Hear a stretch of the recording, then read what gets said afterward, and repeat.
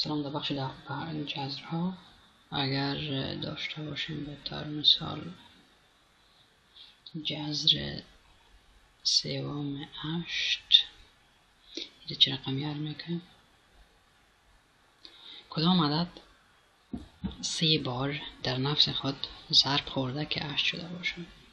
خب این را میفهمیم که 2 ضرب 2 ضرب 2 شده که 8 شده، یعنی 2 ضرب 2 4 4 ضرب 2 8 مساوی میشه و جذر سوم 2 به توانه. خب این رو به خاطر از اینکه با آسانی بتونیم حل بکنیم این رو به شکل توان بازنوشته میکنیم، یعنی 2 چند بار در نفس خود ضرب خورده؟ 3 بار. خب 2 رو یک بفر نوشته میکنیم و چند تا 2 داریم؟ 1 2 3 تا به توان 3 و 3 خلاص 2 حاصل شد. یعنی 2 اگر 3 بار در نفس خود ضرب بخوره هم 8 دوباره برسیم. خب اگر داشته باشیم جذر دوم 81 این مساوی با چند میشه؟ این رو دوباره نوشته میکنیم. جذر نگفته نمونه که وقتی که 2 باشه اینجا اصلا نیاز نداریم که 2 رو نوشته بکنیم، غیر از 2 در عددی که باشه نوشته میکنیم، اما 2 نوشته نمیشه معمولا. خب 81 هم 9 ضرب 9 هست و این هم 9 به توان 2 میشه، یعنی 2 دانه 9 داریم، 2 به 2 خلاص حاصلش هم 9. اگر داشته باشیم جذر پنجم 32 این چند میشه؟ این هم جذر نوشته میکنیم دوباره پنجم. خب 32 چند تا 2 هست؟ بشماریم 1 2 3 4 5. ببینیم 1 2 ضرب 2 4 4 ضرب 2 8 8 ضرب 2 16 16 ضرب 2 32، یعنی 5 دانه 2 اگر با هم ضرب شوند 32 به دست میاد. این رو به شکل توان نوشته میکنیم 5 2 به توان 5 5 به 5 خلاص حاصلش 2.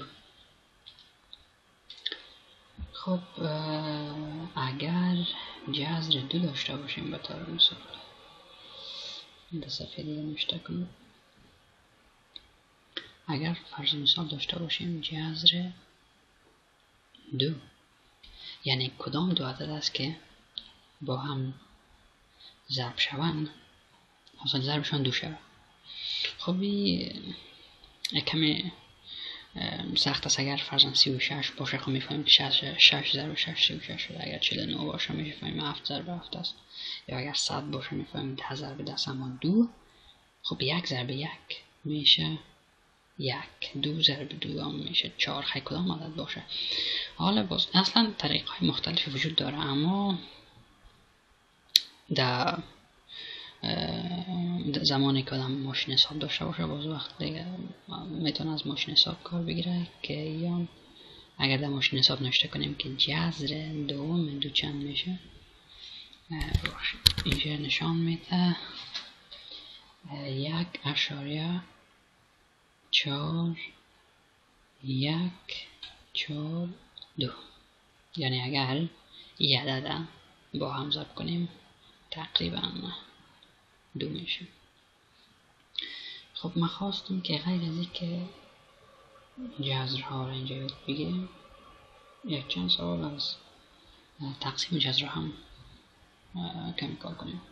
و طور مثال اگر داشته باشیم خب اینجا نوشته کنم تقسیم جذرها.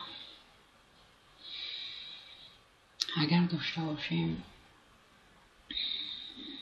جذر چهارم 81 تقسیم 2 ضرب جذر دوم 36، خب چند خواهد شد؟ دوباره جذر نوشته میکنیم چهارم 81. خب به نظرتان کدام عددا با هم ضرب شده باشند که 81 شده باشند؟ خب این رو خب میفهمیم که 9 ضرب 9 81 است، یعنی 9 به توان 2 81 میشه. اما این اگر خوبتر نوشته بکنیم که توان یک عدد 4 شوه که 4 به 4 خلاص شوه خیلی خوبتر میشه. یعنی به این معنا اگر امیر 3 به توان 4 نوشته کنیم چطور؟ یعنی 3 ضرب 3 ضرب 3 ضرب 3 همین 81 میشه. و در پایین هم تو بالات خودش ضرب جذر 36 6 ضرب 6 است مساوی میشه. خب 4 به 4 تمام. در صورت داریم 3 تقسیم 2 ضرب 2 بالات خودش. خب جذر 6 به توان چند؟ به توان 2. 2 به 2 خلاص. 3 در صورت تقسیم 2 ضرب بعد این خلاص شد مانده فقط 6. 1 3 3 2 3 6. در صورت داریم 1. در مخرج چند داریم؟ 2 ضرب 2 4 مساوی میشه با 0.25. یعنی حاصل تقسیم جذر 481 تقسیم بر 2 ضرب جذر 2 36 میشه 0.25. تشکر.